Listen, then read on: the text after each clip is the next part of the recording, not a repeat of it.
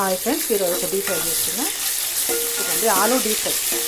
జీలకర్ర, ఆవాలు, కరివేపాకు, ఎండుమిర్చి, ఆనియన్స్ వేసుకొని ఇట్లా మంచిగా ఫ్రై చేసుకోవాలి. అల్లం వెల్లుల్లి పేస్ట్ వేసుకొని ఇప్పుడే దంచుకుందాం. వేసుకొని అండ్ పసుపు వేసుకుందాం. తర్వాత కడిగిన ఆలుగడ్డ వేసుకుందాం.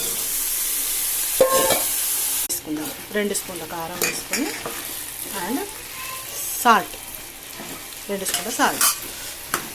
దీనికి కొంచెం కొబ్బరి పొడి వేసుకోవాలి, చాలా బాగుంటుంది ఫ్రైకి.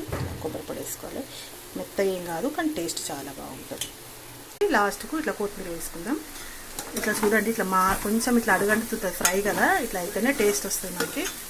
ఇప్పుడు కొంచెం ధనియా పౌడర్ ఫ్రెష్ ఇప్పుడే పట్టిన ధనియా పౌడర్ ఫ్రెష్గా వేసుకుని ఎంత బాగుంది. ఇది ఫ్రై బాగుంటుంది, దీనికి పప్పుచారు ఇట్లా వేసుకుంటే చాలా బాగుంటుంది. వేస్తే లైక్ చేయండి.